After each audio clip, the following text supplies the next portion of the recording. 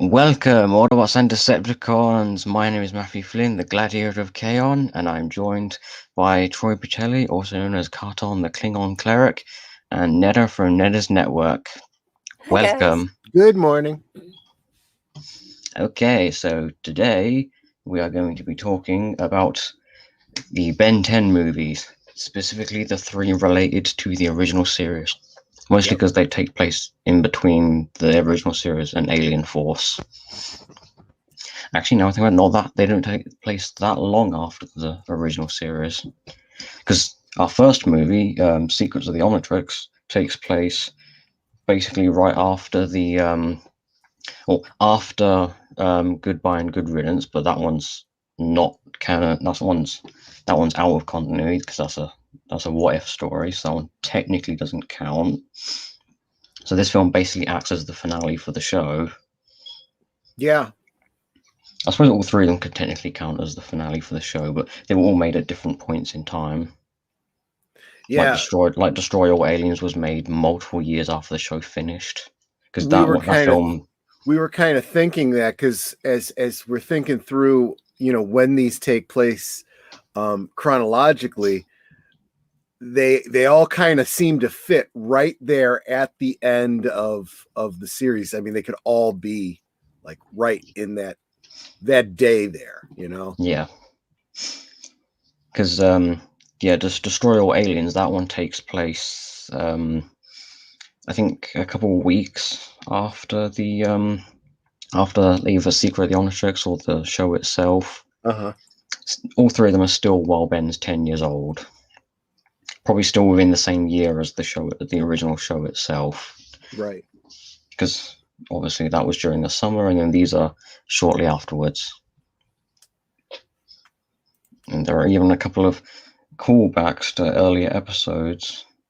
Some are more of a visual thing, or maybe just a like an unspoken thing rather than actually them directly pointing out. Right. So we'll start with actually no, before we do that, this one, yeah, that's the one. Okay, right, now we'll get to reveal the secret that I am hiding from you. Which one should I start with? You know what, grab one.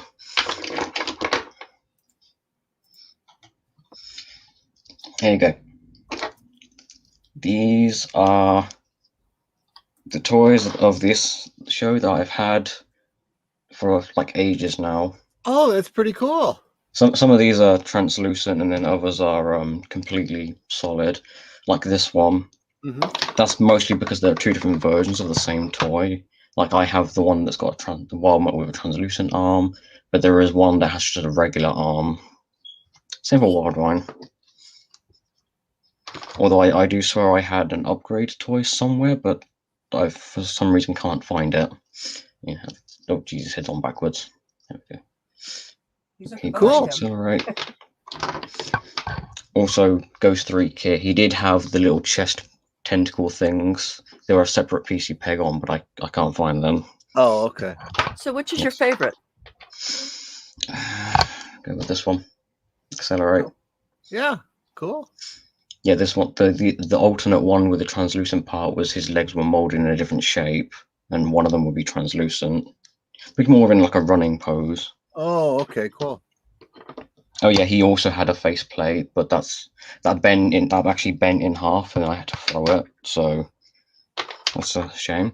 And what the other thing you probably already noticed, I am wearing an Omnitrix. Yeah, very cool. This isn't the only Omnitrix from the original series that was made, but this is the one that I have. Cool. It even has the. Well, it doesn't go up very far. Kind of a shame. Still, it does give you the opportunity to. Does it show pictures of the aliens if you turn it? Yeah, in that tiny little triangle there. Oh, no kidding. Oh, yeah, because it's actually a dial. Yeah, because it's basically all the aliens will be little images going all the way around here, and you just do that. You probably can't actually see them. You can probably vaguely see them in there. It is kind of small, yeah. It would light up when you do this, but the batteries need changing on this. And also Sure, it's sure. turned off, so that's not happening. Cool.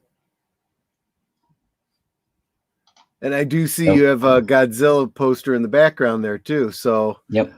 And kind of underscore the kaiju. Justice League Dark, Nightwing right there. Yep. Superman and Batman right there. Cool. And of course an Xbox 360 there. PS4 right there. Yep. And then directly there is my PS2 Cool. right there. Because we'll definitely and of course a Prince of Persia game right there. I was playing that earlier. The Godzilla caught my eye because we'll be talking a little bit about kaiju today. Yeah, in a way. That's... Yeah, so I have my notes in front of me. Would you like to go first? Yep. So we started out with secrets of the Omnitrix. And although we did get some secrets of the Omnitrix, we meet the creator of the Omnitrix. You get a little bit of backstory about its creation, why it was created. I was a little disappointed because I really was expecting to get a few more answers that we didn't get. In fact, at the end of the episode, it kind of, in a very cheeky sort of way, kind of comments on that when Ben is asking a question. He goes, yeah, no, I'm not going to answer that question. Find out for yourself, you know? It's almost like Greatest American Hero, where he's got the suit, he lost the book, he's looking for answers, but no one can answer questions for him or will answer questions for him. That's a reminder. I should probably think about doing Greatest American Hero for Cultural Fortress one day. Yeah. I will point out that the Asimov's reason for making the Omnitrix, the reason he gives in this movie, is not the full answer. There is actually more to the story than what he says. We'll actually learn more of that backstory later. Okay, in one of the later and shows. that does seem to be a common theme for Ben 10, because they do space out the answers, and it's not like they don't exist. They do come in time, but yeah, I kind of was expecting a little bit more as far as details about the Omnitrix, and didn't get them. But yeah, we also get a great deal more of Gwen's magical abilities. She's really starting to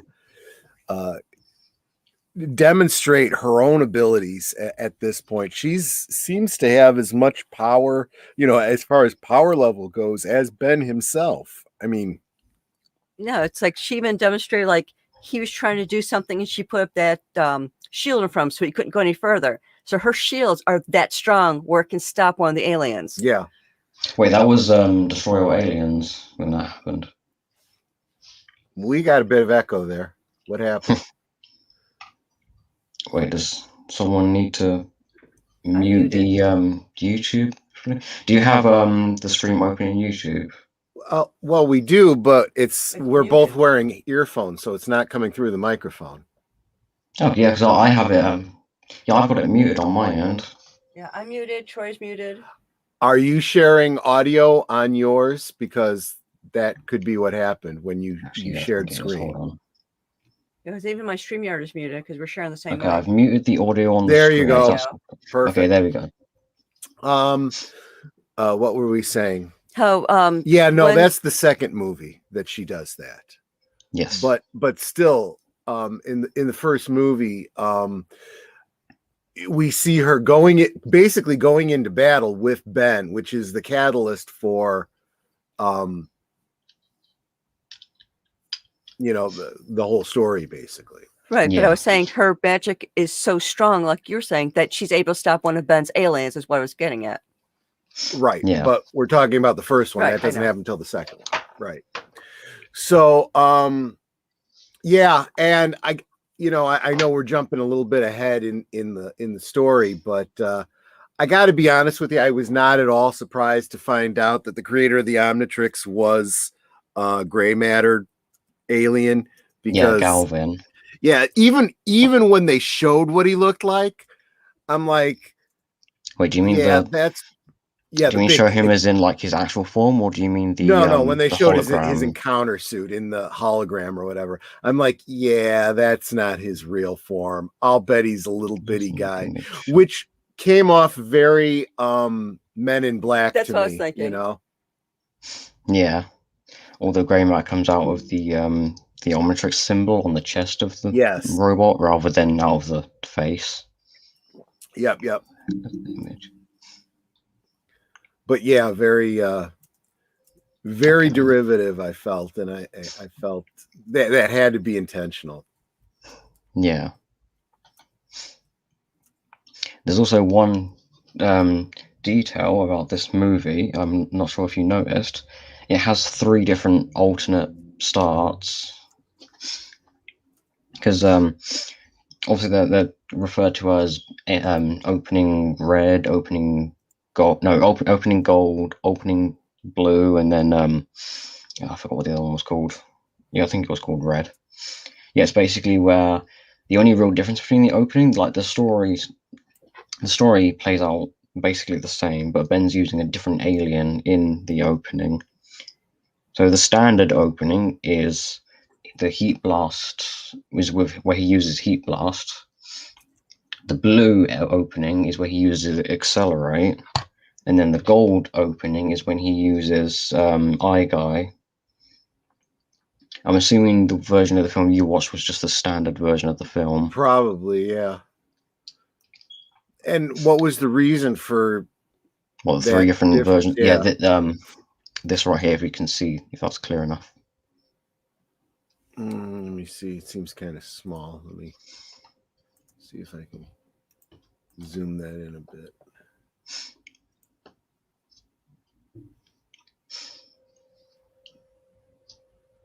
Yeah, I'm not clear on what's happening there. It's basically still images from the 3 different openings. So you have Ben breaking into the place where Dr. Animo is, and he's heat blast, and then here's the gold version where he breaks in as eye guy, and then here's the blue opening where he breaks in as accelerate. And then you have the different actions that he does, and then also the still frame image of the DNA wave or whatever it was called that hits him. So why are they doing that? Are they inferring that, these are 3 different alternate realities where the only difference being he chose different character for that timeline? I actually couldn't find any reason as to why they went with like 3 different versions of the opening. Maybe there is like a more in-depth reason, or maybe they just decided to go with 3 different ones. Or it might be more to do with like network reasons rather than creative decisions. The other thing is, it's not just the opening then that has to be different. Later on, when they're talking about what happened, Gwen refers to him,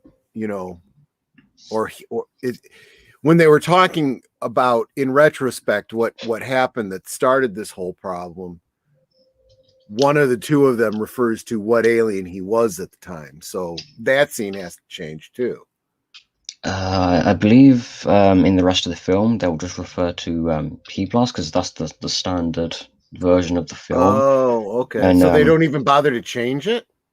Yeah, I think within the opening scene itself, it goes from basically when Ben breaks into the place as one of the aliens, and then all the way until the self-destruct. The scene where it like goes inside the omnitrix and then it turns orange. Mm-hmm. Near at the very beginning, it basically all of that part is where the differences are, and then the entire rest of the film is basically the same, regardless of what version you're watching. Yeah, that's pretty bizarre. That seems very unnecessary. But yeah, it was good to at least meet the creator. I also liked seeing another alien that is the same species as Vilgax. That was Her Myax. You're a girl. Yeah. Yeah, that was funny. But and I did notice that the beginning where they get banned from the mall. I feel like that's a bit excessive, considering they only cause like a bit of a mess and a lot of noise in one specific store. So I feel it's a bit over the top for them to be banned from the entire mall. yeah, but that one's not too far out of the realm of possibility, especially when you consider stuff that's already happened in that town. I can understand them being a little bit sensitive, and this may not be the first time with these people. I mean, how many Yeah. malls could there possibly be in this town? So Yeah. but the last mall they went to, I think, was in a different state. Oh yeah, that's right. They were traveling around.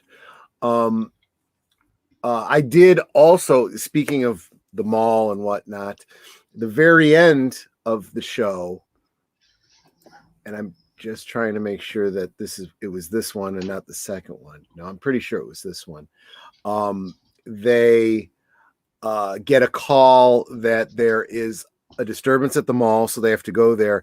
And what's happening at the mall? At the end of this one. Yeah, it's a zombie attack at the mall, which I thought was, so Day of the Dead. I was like, oh, that's perfect. Zombies at the mall. Yeah.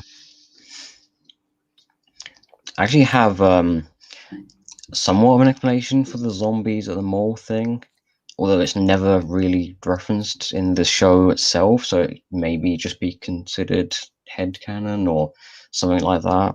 Mm-hmm. And basically, the zombies are mutated human beings from the Corrodium back in season 3. Not that specific Corrodium, but the Corrodium from basically the Egyptian alien. Mm-hmm. Basically, their species obviously came to Earth, established Egypt, or all of that happened. Obviously in our history we wouldn't recognize them as aliens. Sure.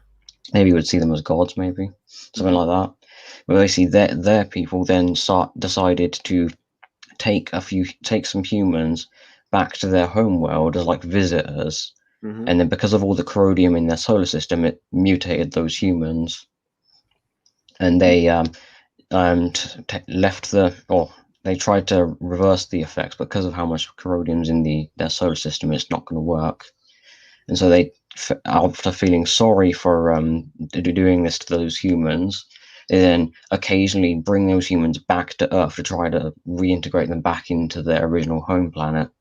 But because of how much they've changed over the years, it keeps failing, which results in instances like this where they are perceived as zombies. Yeah. I'm not sure I get that specifically, but it's a perfect explanation. It does make perfect sense. Yeah, but the show, because like when we later on we will actually see the Anur solar system where the Halloween themed aliens come from. Mm-hmm. Although it has been a long time since I've seen those episodes, so they may actually include the whole zombies thing. Oh, okay. I'm not really sure. It's been a long time. I suppose we'll find out when we get to that. Yeah, I also have that after the omnitrix self-destruct is activated by Dr. Anmo's DNA bomb, I think he called it. Yeah. After that was activated, and then Tetrax flew down to because he heard the signal that the omnitrix gave off when it activated the self-destruct. And we get a kind of a running theme with Ben is when Tetrax asks him what happened to the omnitrix, and like we get like a zoom in on Ben's face and then a flashback to exactly what caused the self-destruct. Mm-hmm. And then he just goes, I don't know, maybe it's broken. Yeah. Which is a running theme of Ben all through this movie, is Ben causing a problem and then not admitting it's his fault. Yeah. But really, wasn't it Gwen being stubborn and zapping him? No, that was the second second one. I keep getting the movies confused. Yeah. Wow. Yeah, I feel like this it was wouldn't be that entirely. This difficult was to mix them because one's 2D animated and the other's CG animated. yeah. Well, yeah, but there's like 3 movies I watched, one run after the other, so they're starting to mix up in my Yep. head. Yeah. Okay. Yeah, but I mean, yeah, technically in Destroy Aliens, that is technically partially Wen's fault, but we're not going to get to that right now. Right. So the other thing is, again, this brings back Animo, which I'm starting to feel like Animo is, he's like the major Ben 10. I mean, he's like an arch villain, you know, he's the almost like Joker to Ben 10's Batman, you know. Yeah. I mean, It's funny because most fans and the show itself views Vilgax as kind of the arch enemy, I see and then Vilgax views Animo as the as like a B-list villain, I think. But then even later on, we'll call Animo like a B-list villain, or like a lesser villain or something. Well, I think that's more of Ben's perspective rather than that may be, especially after he spends more time in space and whatnot. But I actually, I think Superman would probably be a better analogy. So I'm seeing Animo as being more of his Lex Luthor, whereas Vilgax is more of Darkseid. You know. Yeah, I can definitely see that. You don't see him quite. Yeah, he's definitely more powerful, but you also don't see him nearly as much. The regular go-to is the Earthbound, repeating villain. Yeah. And Dwight Schultz, who voices Animo, he actually voices Animo in everything Ben 10 related. Like nice. the video games, the TV adverts, every one of the different shows, every movie appearance he has. Which I could almost miss because he looks so different in so many different appearances. It's like, okay, yeah, I guess that's Animo because he's got a bunch of weirdo animals with him. Well, he doesn't look too different. It's mostly the difference is like whatever kind of like outfit he's wearing. Yeah, like we'll have a few different like. And whether or not he's wearing the colander on his head. Yeah, I don't actually know if that's actually a colander or if that's just looks like one. I just assumed that it was, he used whatever parts he had around, and a colander happened to be one of them. And the colander also fits on your head like some kind of helmet. Yup. Exactly. Yeah, and we also have some. We do have the reveal of some features the Omnitrix has, like the self-destruct. Yep. And we also get the news that if the Omnitrix was allowed to build up a charge and explode, it will destroy the entire universe. Which seems a bit overkill, I will point out the charge was going for a couple days. That is something that we, I suppose, kind of retconned later, is that if the charge is allowed to build up for long enough, then it can destroy the universe. Okay, I guess that makes sense. Yeah. But still, it's like, there's really that much power in the Omnitrix? I mean, wow. And a 10-year-old has it. Yeah. A 10-year-old who doesn't follow instructions. Yeah, that's kind of freaky. Yeah. And we have a bit later when they actually find the planet that Azimuth is hiding, or after they've been through the prison planet. Well, they call it a prison planet, but it doesn't look anything like a planet, and they call it Inkarsakon. Yep. It's more like a station to me than a planet. Yeah. And we also get while we're there, we obviously meet Azimuth's former assistant Myax. Right. Nothing is given on how she ended up in a space prison, considering she doesn't necessarily. She really just acts a little bitter about not being given any credit for helping with the Omnitrix. Yeah. There's no indication that she's like a criminal or has done anything bad. And that's kind of key because a major part of the story is break me out of prison. And it's like, well, are we breaking out somebody who's here, for jaywalking, or, was set up, or are we breaking out a mass murderer? I mean, that kind of makes a difference. And when Ben sees Myax, he doesn't actually like fully see. He only sees her tentacles out of a hood, and he thinks it's Vilgax. Yeah. Which Vilgax would make more sense in this place. I have a feeling this place probably wouldn't be able to hold Vilgax, but that's an entirely different story. True. And he's still being very impulsive. He's like, I don't care if this thing self-destructs and, takes us all out. I got to stop Vilgax. It's like, yeah. What good does it do to take out Vilgax if you blow away everybody, Yeah. And we also have right here 66, who apparently has been in this prison since the last time we saw him. Right. I would also do like the fact that when he notices Tetrax, like he immediately starts attacking him. Although we don't actually know what he says because he's speaking a different language. Yeah. Oh yeah, we also have this, apparently this galvanic mechamorph here, apparently it's not a prisoner, apparently it's one of the engineers working on the place, or who work in this prison. Oh, see, they did not make that clear to me at all. I did not get that. Makes sense to make the galvanic mechamorph an engineer. They do interface with technology. Sure, it does make sense, but yeah, I took everybody that I saw there to be a prisoner. And that's part of Ben's problem. He's such a hothead. He just acts before thinking. Well, and that's going to come up in the next one where he realizes that could be very, very annoying when he sees that quality in someone else. Yeah. I do think it's kind of not exactly safe for the engineers to be walking around with the prisoners, but I don't have any control of a prison, so I don't have any authority there. Right.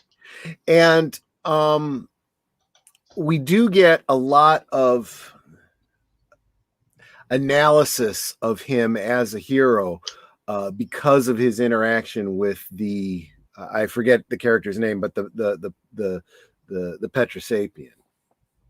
Oh, Tetrax. Tetrax, thank you. Yeah, where Tetrax says something about what heroism is. It's like, well, yeah, I think he says, "Do you do it for the thrill of being a hero, or genuinely because it's the right thing to do?" Exactly, it's somewhere along those lines. And it forces him to do that introspection and realize, oh yeah, I guess it is more about the thrill of it, right? Yeah. And then one of them, I think it was female Gax, says something about what have you been using this to break rocks and open jars or something like that? Yeah. And it's like, well, yeah, pretty much. It's not too far out of believability for 10-year-old Ben. I mean, we have seen he has already broken the omnitrix at least once before. Exactly. And I don't know, I'm kind of starting to feel that even for a 10-year-old, he'd be like, oh, I don't want this to get messed up, but otherwise my hero career is over. I better treat this with a little bit more respect, you'd think. Yeah. He'd probably start thinking that if the omnitrix was deactivated or taken away from him. Maybe. Although I feel like he would then just revert right back to what he was before when he gets it back, or it's activated again or something. I mean, I guess I just feel like for all the character development we do get over the span of the stories, there's a lot of character development that should be happening, and they just explain away as, well, he's only 10 years old. And I just feel like, okay, like in this one, if you have a doomsday device ready to go off on your arm, and you're very likely going to die and kill everybody in the universe, maybe you're going to be a little concerned about that and maybe learn a lesson from that. Yeah. That is a common criticism for the show, is that Ben is like goes through like some kind of lesson, but then either doesn't learn the lesson or he then repeats that lesson again. And interestingly, Gwen even comments on that. I think it's in the second one where it's like, you've learned your lesson. Yeah, he'll forget it, but he learned it. Yeah, that is in the second film. Yeah. Although that's probably more to do with the fact that the writers had a little bit of awareness, because that came out in 2012. Yeah. And by that point, Alien Force and Ultimate Alien had come out. Gotcha. And I think somewhere in there, Ben would kind of late into those shows, Ben would kind of bounce between ego, arrogant 10-year-old Ben, and then more mature 16 to or 15 to 16-year-old Ben. Is that related to different writers? I think the shows, like overall, I think they had mostly the same writers. Okay, it's more to do with no excuse for that, really. Yeah, it's not so much the writers, like say forgetting something and then writing it a way that it used to be.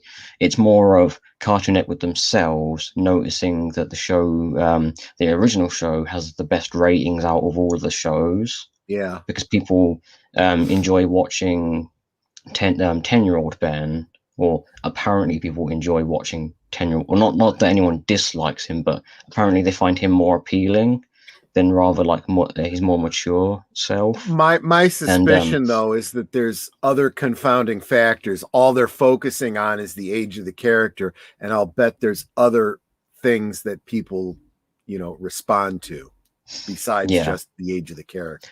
So Cartoon Network then decided, I think they either made it mandate or maybe they just suggested to Man of Action, one of the two, but they basically said it so that older Ben then acts more like how he acted in the original show. Yeah.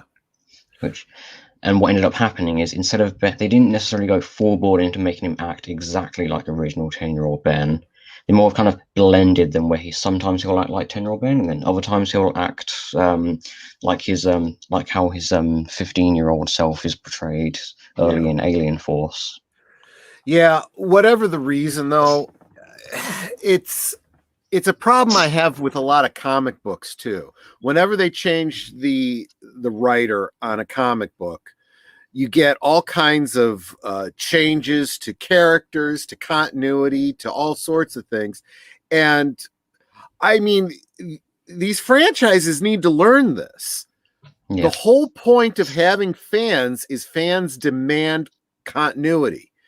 And as soon as you F with that continuity, regardless of what the change is, people get annoyed. That's why we're fans. We want that continuity. If we wanted different, we'd go to something different. Yeah.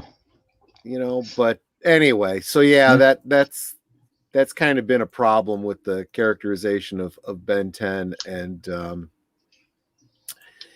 we will definitely get to talking about that a little bit more as we get into the later movie. But anyway, we also get when we see the creator of the Omnitrix doesn't seem to be too concerned that the world's or that the universe is about to end. He's very black-pilled. Like he just feels like, maybe it's better that the universe just end and start over. I'm like, that's way emo. Yeah. Although given what Asimov's been through, I can kind of understand why he has this perspective at this point. Well, we don't know all that he's been through yet. So, in fact, even after these movies, I don't have a clear impression of what he's been through. Get a little bit more of it from the second one, but I'm still like, that's a pretty extreme reaction. Yeah. He is like, I think, thousands of years old or something. That makes sense. I don't know his exact age, but somewhere around that old. That's interesting, and that may actually make a difference to a continuity issue I was having with one of the later movies, but we'll get to that in a bit. Yeah, because he is like somewhere near thousands. Because later on we'll learn that Asimov has actually visited Earth before, because he visited in like the medieval period. I'm not sure which specific century, but around that point in time. Okay. Yeah, but that's mostly more to do. Actually, that more ties in with like the Asmus's backstory and like what some of the stuff he's been through before the original series, or before we meet him in this movie. Sure. I also have when Ben, Gwen, Tetrax, and Max are in the Asmus lab, Mm-hmm. And they're attacked by the wild vines. I completely forgot what the species is even called, but I think they look feral to me, because obviously that alien species can talk, but these ones aren't talking; they're just making noises and attacking. So I'm going to assume they're feral. And one of them grabs or tries to grab Ben, but Gwen jumps in the way and it grabs her instead. Yep. And we get that very emotional reaction from Ben as he, struggles with, the idea that someone else sacrificed themselves for him, and he, it should have been me. It should have been me. That is the kind of thing I'm talking about. You can't have great moments like that and then completely forget about them. Yeah. That's just that for all the good writing that we've gotten from this show, that kind of undoes it all. Yeah. It is it makes perfect sense. Like if it wasn't Gwen, if it was somebody else that got grabbed, I feel like the Ben's reaction to it wouldn't have been quite as emotional as it actually was. True. Despite how Ben and Gwen act towards each other, they do actually care, because there are moments throughout the show where we see that they do actually care about each other. And we'll definitely get to that later on too. The other movies, we get that even more. We did have one interesting comment about when they realize that this thing's going to destroy the universe, including Earth. They both have this reaction, Grandpa! And it's like, oh, you don't give a crap about Mom and Dad and all your friends and, everybody else, just Grandpa. Yeah. I mean, Grandpa Max is probably the most important person in Ben's life. True. And also there's also that moment where they like reveal that information, where Tetrax apparently knew that this outcome was going to happen and didn't tell Ben about that. Right. And I believe he said it was to I forgot what his reason was for not telling Ben the actual like result of the omnitrix exploding. I think it was obviously it's something to do with like protecting you, or something like something to do with I don't know, shielding him from specific knowledge or something like that. Could be. I don't remember it does. It kind of does. It feels like it's a missed teaching opportunity, because he does a lot of, mentoring of him. He did previously, but especially in this movie. And you'd think that would be a great opportunity for him to say, Ben, I realize you never chose this. I realize you're very young, but you might want to really get your head in the game. This is how serious it is, Yeah. There's also one thing I noticed in the area of space where the planet that Asmuth's on is called. I think the planet itself is called Xenon, but the area of space is called Hugo Patus Quadrant or something like that. Mm-hmm. And I'm just thinking that sounds like the name of a Bond villain. Yeah, kind of does. I think it's Hugo Drax from Moonraker. Oh yeah, which is probably not a coincidence, given this film also takes place in space. Yep, absolutely. And is on a space station at one point. Yep. You're right. I didn't catch that myself, but yep, that does make sense. Yeah, I think the quadrant of where the planet is, I think it's only like mentioned once, maybe twice. I think the name of the planet is actually mentioned more times than the area of space it's in. We do also have the when they're actually traveling to Xenon. I think they mentioned something about Asmuth building a machine that drains all the sunlight away so that it's dark. and it's kind of Yeah. a Bermuda Triangle but in space kind of thing, because they're all wrecked ships all over the place that have tried traveling there before. Yeah, it did strike me as they were trying to get the effect of a black hole without the gravity element of it. I don't know. Sometimes they really stretch the science that they're trying to address. Not too dissimilar from regular comics, then, I suppose. Yeah, I suppose you're right. Yeah, that's true. I suppose this series is actually drawing everything from its inspiration, I suppose. True. Both the good and the bad. So he finally does convince the creator of the Omnitrix to shut off the self-destruct, and it really does seem like it's because he demonstrates that the spirit of why he created it, is still Viable. Yeah, that Ben can be taught, although that's not at all what we get from Ben as we've watched 3 seasons, but four seasons. Yeah, 4 seasons. But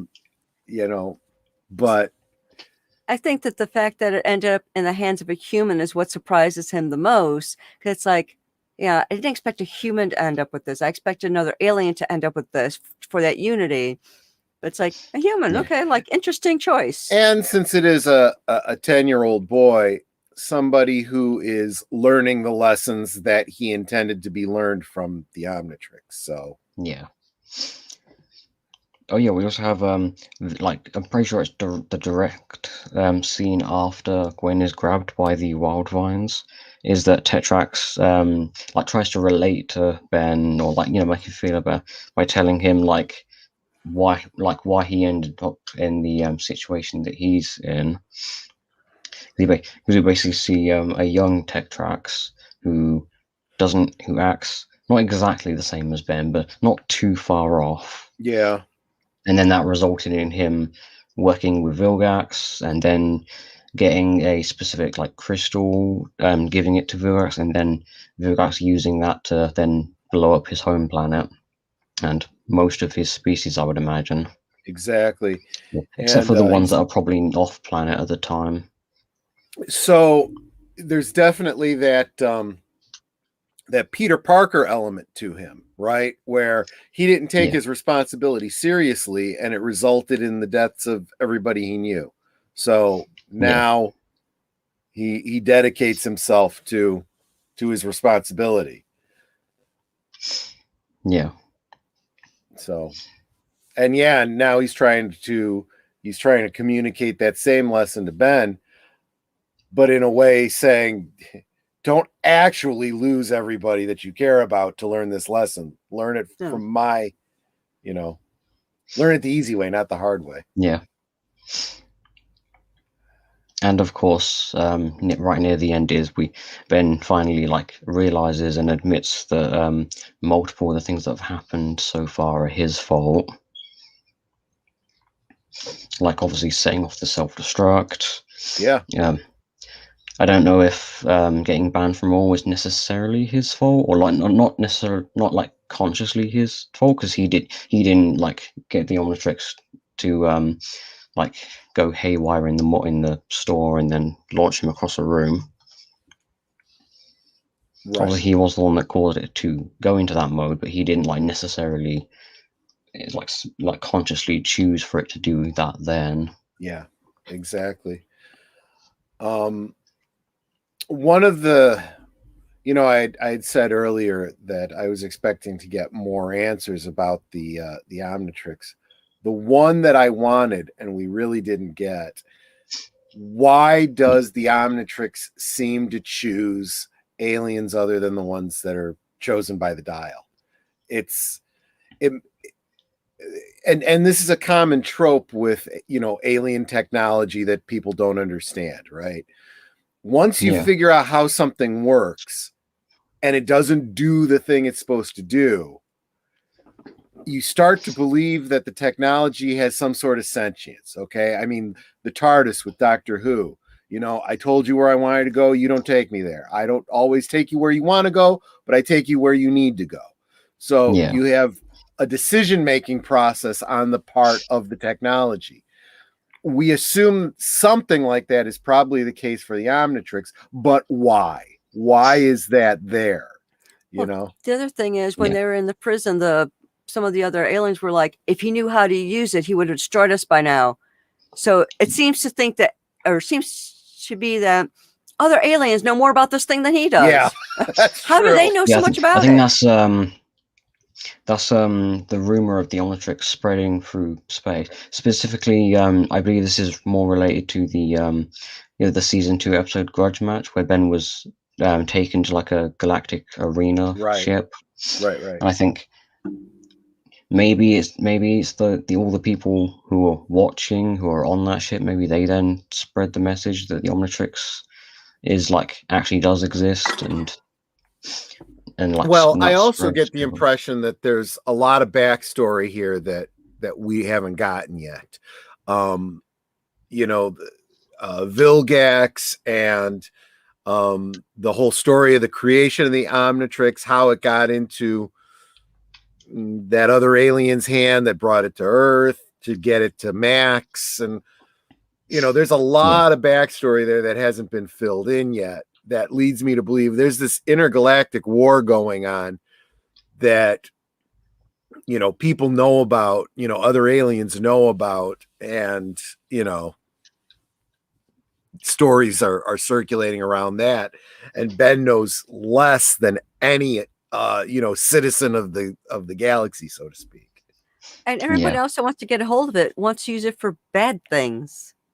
Well, it's a very powerful weapon, right? So even made with the best of intentions, because Azimuth even comments on that he made it for all aliens of the universe to grow closer together, and everyone else turned it into a weapon. Well, it does, again, that does kind of beg the question, well, why did you make this to do this specifically? This does not seem like you made something to help people understand each other. It does seem like you made a weapon. Although, given how the Omnitrix works, it does make a lot of sense for the Omnitrix to be a kind of help people get along with each other, because it literally turns you into a different species. It's kind of I suppose a kind of a symbol, not symbolism, kind of a more direct version of walking in someone else's shoes. I was just thinking that. Yeah, it is. And you kind of learn to think like them. But see, again, we're dealing with an Omnitrix that, I mean, you've even told me that the way the Omnitrix was supposed to work, it was supposed to download memories and thoughts and whatnot, and you don't get any of that with this. So it really is not doing the job that it was meant for. It's not the thoughts; it's the natural instincts of that specific species is downloaded into the whoever's wearing it. The Omnitrix itself downloads that information into the user's mind, so that they can then actually act like the specific species they're transforming into. I see. But the reason that feature isn't working in this Omnitrix, is one, because it's a prototype, but also because the Omnitrix isn't functioning properly in this class series, or at least that's the explanation that will be most common. Going forward with this, because when we get to Alien Force, the Omnitrix will actually work exactly as intended. It will turn him into exactly the alien he chooses. Because obviously at that point the Omnitrix would have recalibrated itself, and it would then be working as intended. And see, and that's the kind of thing that when you title your movie Secret of the Omnitrix, I kind of expect these very basic things to be answered by this point, Yeah. I do also like the bit at the end where Ben asks Azimuth to unlock Master Control for him, and he's like, "Wouldn't you like to learn that like by yourself, like a true hero would?" And Ben's Yeah. immediate response is, "No." Yeah. Yeah, and I think that's not being a true hero. That's just at this point being a bit wiser and going, no, I need to read the instruction manual at this point. This is I mean, a I've very powerful thing that I need to understand how it works, man. yeah. I mean, I read it more as Ben kind of just wanting the quick way to that specific feature, because obviously he unlocked Master Control himself before. So I viewed it as kind of he'd already done it himself once before. So he's like, you just do it for me this time. Well, okay, I guess I can see that. But again, that kind of speaks to, again, Ben never learning any lessons, because I would say by this point, we've seen so much of him. No, I don't need that. I'll figure it out as I go. Yeah. He's the type that wouldn't read the instructions, right? And at this point, he's going, I need to, even Gwen, with the whole reading thing, what was that one episode where she stops and reads and he goes, oh, you and your book learning, the one with the sumo wrestler game. That's what it was, the sumo wrestler. Yeah, reading the instructions. But neither of them had read the instructions. Grandpa did. Well, she did read. No, she read the sign that was inside the game. Grandpa actually read the instructions to be able to do what he needed to do to get into the game. Point being, at this point, he should have learned that lesson, right? And that's what I was taking from this. He's finally learned that lesson and gone, okay, this is way more serious than a sumo slammer game. This is possibly blow up the universe. Maybe I need to stop and read the directions, So wouldn't you rather just figure it out on your own? No, I want to read the instructions. I want to grow up a little bit. I want to do this the right way. I don't want to blow up the universe. And how does he honor that lesson? Oh yeah, good for you. Bye.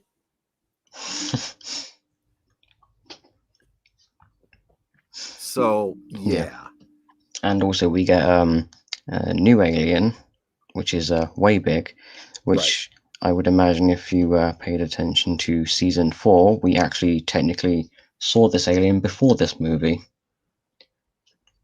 That's more to do with the scheduling of when the episodes were made, when all this was made, rather than anything. Because in the Ben 10,000 future episode, Ken 10, in that episode, 40-year-old Ben actually transforms into this alien right at the end. Oh yeah.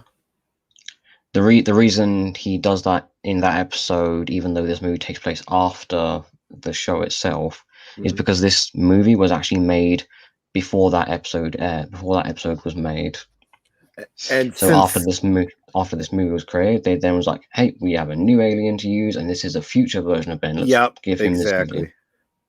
Exactly. That does make perfect sense. So they can use it as a kind of foreshadowing. Although I'd imagine that future version, considering that's a separate timeline, I would imagine this movie must have happened in that specific timeline already, right? Or as well, right? Makes perfect sense. Yep. Yeah. So now we shall move on to the next episode. One episode, the next. Yeah, it is an episode movie. In a way. So yeah, my immediate first. Secret of the Omnitrix is classified as being 3 episodes in as one part. I mean, even on HBO Max, they have the movie set up in 3 separate parts as well. Oh, okay. Yeah, I can kind of see that. So my immediate